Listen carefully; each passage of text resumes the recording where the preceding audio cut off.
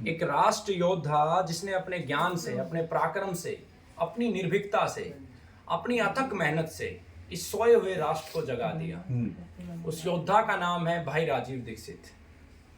और जब तक राजीव भाई जिंदा थे तब तक अनेकों षड्यंत्र राजीव भाई के साथ हुए, उनको फंसाने का प्रयास किया गया और अंत में लोगों ने उनके शरीर को मिटाने का प्रयास किया और सफल भी हुए। लेकिन उन लोगों को ये नहीं पता था कि जब जब कोई पुण्य आत्मा इस राष्ट्र में जन्म लेती है, पवित्रता के साथ कार्य करती है, तो उन्हें कभी समाप्त नहीं किया जा सकता। आज राजीव भाई की वाणी केवल वाणी नहीं है, वो एक बीज है। और उस राजीव भाई की वाणी से पनपे हुए बीज आज भारत के प्रत्येक गांव में, कोने कोने में आप सबको बताना चाहता हूं, उसी वाणी की उपज मैं स्वयं हूं। जियो की सिम जिस समय आई थी, इंटरनेट मिलना शुरू हुआ, उससे पहले हमारा जीवन पूर्ण रूप से बहुत ही अलग था। स्वार्थ के घोर अंधेरों में थे, कॉर्पोरेट में नौकरी करना और सिर्फ पैसा कमाना तक सीमित थे। जिस दिन राजीव भाई को सुना, लगभग 2.5 महीने तक मैंने एक कमरे को बंद किया और राजीव भाई के एक एक व्याख्यान को सुना, समझा, और दिल में बस आग लग पड़ी कि इस व्यक्ति से मिलना है, हम तो घोर अंधकार की तरफ जा रहे हैं। इंटरनेट पे सर्च किया तो पता चला ये व्यक्ति अब संसार में ही नहीं है। और उस समय मुझे बहुत अच्छे से याद है कि अरविंद त्यागी जी से और हरीश गुप्ता जी से बात हुई और उन्होंने एक गौ माता का आंदोलन चल रहा था, उसके बारे में हमें जानकारी दी।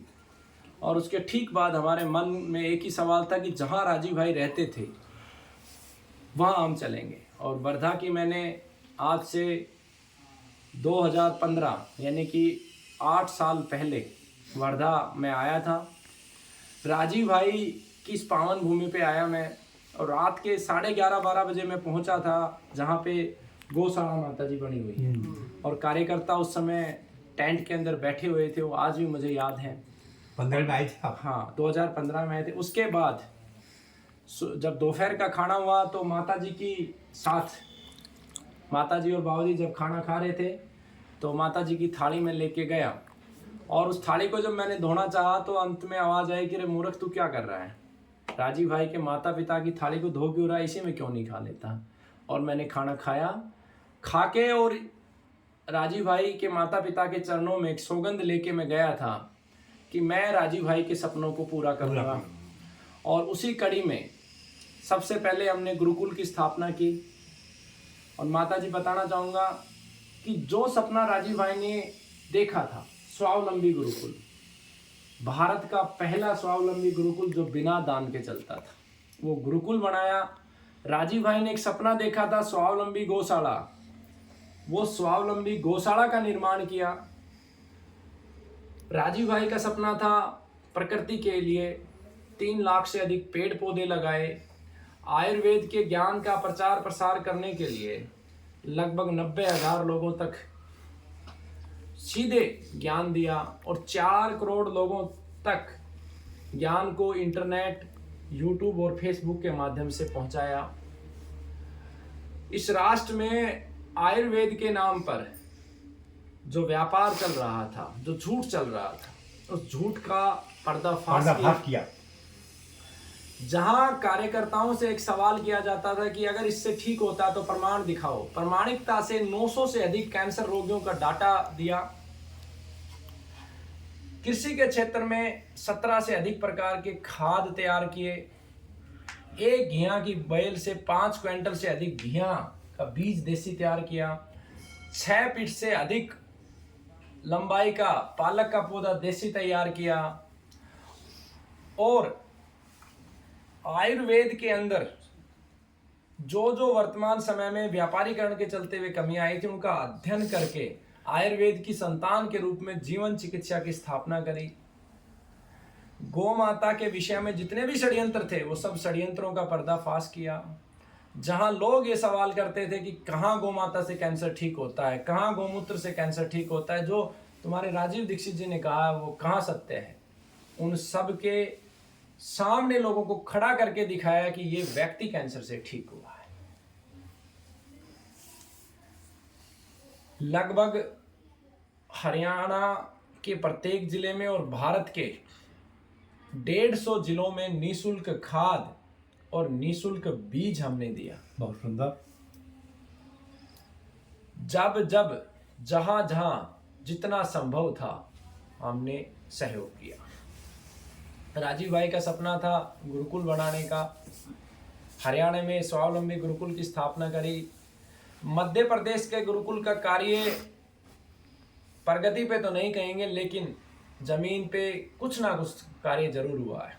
एक गुरुकुल हिसार में भी स्थापित किया, प्रोग्रेस पे है, बिल्डिंग बनने लग रही है। उसमें जो हमसे सहयोग बनता था हमने किया। हमारे देश में आयुर्वेद का रिसर्च सेंटर के रूप में गंगा माँ के किनारे लगभग 2 करोड़ की लागत से एक रिसर्च सेंटर की नींव रखी, उसकी जमीन ली। राजीव भाई के जो सपन थे कि अंतिम व्यक्ति तक ज्ञान पहुंचे, उस ज्ञान को पहुंचाने का पूर्ण प्रयास किया। जो राजीव भाई सोचते थे कि जो आपने सीखा है वो अंतिम व्यक्ति तक जाए, जो भी हमने सीखा उसे कैंसर की पहली पुस्तक कैंसर की चिकित्सा भाग 1 में पूरा पिरोया। जो अलग अनुभव हुए कैंसर की चिकित्सा भाग 2, जो कल राजीव भाई के माता पिता के माध्यम से सारे देशवासियों को समर्पित हम करेंगे, उस पुस्तक को तैयार किया। 6 पुस्तकें जीवन चिकित्सा पत्ती की तैयार करी। इस देश की कानून व्यवस्था में जहां जहां खामियां थी उनका पूरा डाटा तैयार किया।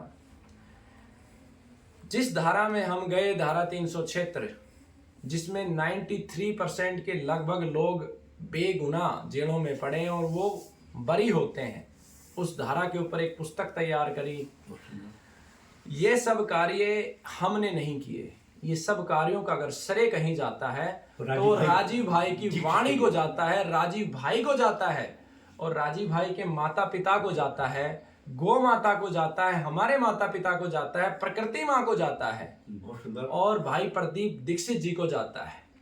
इसलिए मैं कह रहा हूं प्रदीप दीक्षित जी को जाता है, क्योंकि जब माता जी हम आपसे मिलने के लिए आए थे पहली बार, तो हम प्रदीप भाई के पास गए थे और हमने कहा प्रदीप भाई हम गुरुकुल और ये सब बनाना चाहते हैं। प्रदीप भाई बहुत सरल व्यक्ति हैं, सीधे व्यक्ति हैं, इसीलिए लोगों ने उन्हें बहुत निचोड़ा है। प्रदीप भाई ने बहुत सरलता से मुझे एक बात कही थी, कमल भाई अभी हमारा विचार नहीं है गुरुकुल पे, आप कीजिए। हम अभी अर्थव्यवस्था की तरफ, कैसे स्वदेशी अर्थव्यवस्था को खड़ा किया जाए, कैसे कार्यकर्ताओं के परिवारों को मजबूत किया जाए, राष्ट्र निर्माण इस कार्य पे हम कार्य कर रहे हैं। इतने सुलझे हुए प्रदीप भाई हैं, ये श्रेय प्रदीप भाई को जाता है कि उनकी प्रेरणा से हम ये कार्य कर पाए। तो बहुत सारे कार्यकर्ताओं ने हमसे प्रश्न किए थे कि आपने राजीव भाई के नाम का दुरुपयोग किया है। उन सब कार्यकर्ताओं से प्रार्थना करते हुए उनके चरणों में मैं निवेदन करता हूं, पूरे राष्ट्र के जितने भी चिकित्सक हैं, आप कभी भी सभी एकत्रित होकर सामूहिक रूप से, जिन लोगों ने ये मेरे पे इल्जाम लगाए, जो चिकित्सा करते हैं वो चिकित्सा के अपने आंकड़े ले आए। मैं केवल कैंसर की मुख्य रूप से चिकित्सा करता हूं, तो कैंसर के अपने आंकड़े ले आए। आप सबने मिलके अगर इतने रोगी ठीक किए होंगे, इससे आधे भी किए होंगे, तो हम मान लेंगे हमने राजीव भाई के नाम का दुरुपयोग किया है। जब एक चिकित्सक इस राष्ट्र में कार्य करता है तो उसकी व्यक्तिगत संपत्ति होती है माता जी। जितने भी हॉस्पिटल हैं सब अपने घर लेके जाते हैं। हमने राजीव भाई के सपने को पूरे करने के लिए जो भी चिकित्सा से आया वो अपने व्यक्तिगत खातों में नहीं लिया, ट्रस्ट के खातों में लिया और उसकी जमीन राष्ट्र को समर्पित की। हाँ, इतना जरूर हमने राजीव भाई के प्रकरण से सीखा है कि अपनी जो भी कार्य है उस पर पूरा नियंत्रण होना चाहिए। जितने भी हमारे ट्रस्ट हैं सब पे हमारा पूर्ण नियंत्रण है और आगे भी रहेगा, और जो भी उसके उत्तराधिकारी आएंगे उनको भी हम पूर्ण नियंत्रण ही देके जाएंगे, क्योंकि राजीव भाई से जो सीखा है उसे हमें आगे बढ़ाना है और राष्ट्र को आगे लेके जाना है। एक और सवाल कुछ लोगों ने मेरे ऊपर दागा था कि इनके अकाउंट में 42 करोड़ रुपए हैं। तो पहले तो उन सब का धन्यवाद करता हूं, क्योंकि आज से माता जी 8 साल पहले लोगों ने मेरे पे इल्ज़ाम लगाया था कि इनके पास लाख रुपए हैं। तो उनके इल्ज़ाम के बाद लाख हुए, फिर लोगों ने इल्ज़ाम लगाया करोड़ हुए, तो हमने 2 करोड़ के लगभग ज़मीन ले ली। अब लोगों ने कहा है 42 करोड़, तो शायद 40-42 करोड़ जो कहा है तो शायद वो होंगे, इस राष्ट्र के लिए होंगे। लेकिन फिर अकाउंट में निकलवा दे। लेकिन मैं एक बात कहता हूँ कि मेरा एक अकाउंट है सैलरी अकाउंट, है ना। तो उस अकाउंट के अंदर 2008 में पहली बार मेरी सैलरी आई है और आज तक वो अकाउंट है आईसीआई बैंक का। आप उस अकाउंट को पूरा खंगाल ले, अन्य अकाउंटों को खंगाल ले, अगर एक भी पैसा मेरी नौकरी के अतिरिक्त मेरे पास आया हो तो मैं अपने शरीर के इतने टुकड़े करवाने के लिए तैयार हूं कि मेरी माँ मेरे माँ बाप भी पहचान ना सके। हाँ, जब भी कोई राष्ट्र का कार्य करना होता है तो कानून के हिसाब से हमें चलना होता है। कानून की प्रक्रियाओं को पूरा करने के लिए बहुत सारी चीज़ें की जाती हैं, लेकिन उस राजीव भाई के शिष्य हैं जिन्होंने अपना सब कुछ इस राष्ट्र को कुर्बान कर दिया, सब कुछ इस राष्ट्र को समर्पित कर दिया, एक एक सांस समर्पित कर दी। अपने सिद्धांतों के साथ कभी समझौता नहीं करेंगे। पुनः आप सबसे मेरी प्रार्थना है, आप जितने भी कार्यकर्ता हैं एक दूसरे से ईर्ष्या ना करते हुए, द्वेष ना करते हुए, सिर्फ ये देखें कि हम कैसे अपने माध्यम से राजीव भाई के सपनों को पूरा कर सकते हैं। जो ऊर्जा आप मेरी आलोचना या निंदा करने में, आलोचना तो बहुत अच्छा होता है, आलोचना मुख पे होती है, निंदा करने में निकालते हैं, उसी के माध्यम से जिस प्रकार से मैंने जो कुछ हासिल किया राजीव भाई के ज्ञान से, माता पिता के आशीर्वाद से, आप भी उस कार्य को कर सकते हो। मुझे अति प्रशंसा होगी। और मैं बार बार एक बात कहता था, अपने गुरु का सच्चा शिष्य वही होता है जो अपने गुरु का नाम रोशन कर दे। जो गुरु ने किया उससे बड़ा कार्य वो करे, वही गुरु के लिए सबसे बड़ी गुरु दक्षिणा भी होती है। मेरा तो यही सपना है कि मैं अपने गुरु को गुरु दक्षिणा के रूप में उनके सारे सपन पूरे करके दूं और उससे भी ऊपर कुछ करके दूं। तो आप सब भी, मेरी पुनः प्रार्थना है, हम सब एक हैं, राष्ट्र के लिए कार्य करें, गौमाता के लिए कार्य करें और हमारा नेतृत्व करने के लिए राजीव भाई के माता पिता हमारे साथ हैं। प्रदीप भाई दीक्षित जो राजीव भाई के दूसरा स्वरूप है, वो हमारे साथ हैं। एक बात को आप महसूस कीजिए कि जब राजीव भाई क्रांतिकारियों के परिवार की बात बताते थे, तात्या टोपा के परिवार के लोग कैसे चाय बनाते थे, हमारी आंखों में भल्क भल्क आंसू आते थे। तो क्या प्रदीप भाई नहीं है क्रांतिकारी के परिवार से? क्या राजीव भाई से बड़ा भी कोई क्रांतिकारी है इस राष्ट्र में? आजादी के बाद जितने लोग पैदा हुए, क्या कोई ऐसा व्यक्तित्व है, मेरी समझ से जो मैं कह रहा हूं, क्या कोई ऐसा व्यक्तित्व है जिसने राष्ट्र को इतना कुछ दिया हो? 4 बार घूम घूम के राष्ट्र में 20,000 से ज्यादा व्याख्यान और पूरे राष्ट्र को जागृत कर दिया। कोई ऐसा व्यक्ति है? तो पुनः मैं कहता हूं कि राजीव भाई का परिवार क्रांतिकारियों का परिवार है, इनका साथ दें और जो स्वार्थी लोग हैं उनकी बातों में बिल्कुल ना आए। और धीरे धीरे हम देखेंगे कि राजीव भाई के माता पिता के संसार से ये सदा हमारे साथ रहेंगे, आशीर्वाद के रूप में, विचारों के रूप में। लेकिन शरीर को हर किसी को त्यागना होता है। इस प्रकृति का एक ही सत्य है, वो सत्य है कि आपको जाना है, आपकी मृत्यु। तो हम सब कार्यकर्ता मिलके ये लें कि प्रदीप भाई के नेतृत्व में, प्रदीप भाई के साथ मिलके राजीव भाई के माता पिता के जाने से पहले हम राजीव भाई के जो अधूरे कार्य हैं उनको पूरा कर दें। सामूहिक उद्देश्य हम लें और व्यक्तिगत उद्देश्य हम लें और उन उद्देश्यों का मूल्यांकन करें कि कहाँ हम थे, कहाँ हम पहुँचे, क्या हम में कमियाँ रही, और इस तरीके से हम सफल हो सकते हैं। मेरे जीवन में मुझसे भी बहुत सारी गलतियाँ हुई हैं, आगे भी होंगी। मैं इस बात की ना तो कोई गारंटी देता हूँ, क्योंकि मनुष्य हूँ और मनुष्य से गलतियाँ होती हैं। और ऐसा भी नहीं है कि ऐसा कोई व्यक्ति हो जिससे जीवन में गलतियाँ ना हुई हो। आपको कोई बात हमारी बुरी लगी हो तो हमें माफ़ करना।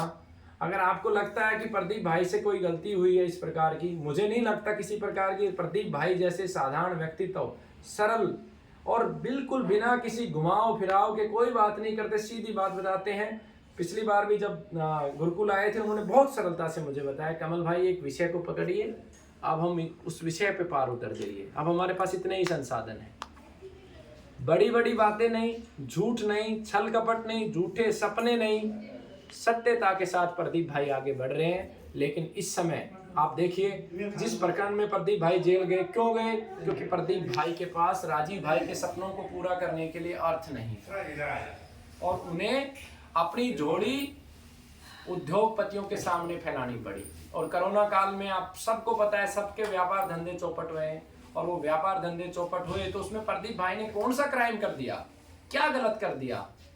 एक भाई का भी दायित्व होता है अपने भाई के सपनों को पूरा करना, और वो भाई जो राष्ट्र के लिए जिया, राष्ट्र के लिए प्रदीप भाई ने ये सब किया। तो ये मैंने अपना संक्षिप्त रिपोर्ट कार्ड आज माता जी के चरणों में रखा है।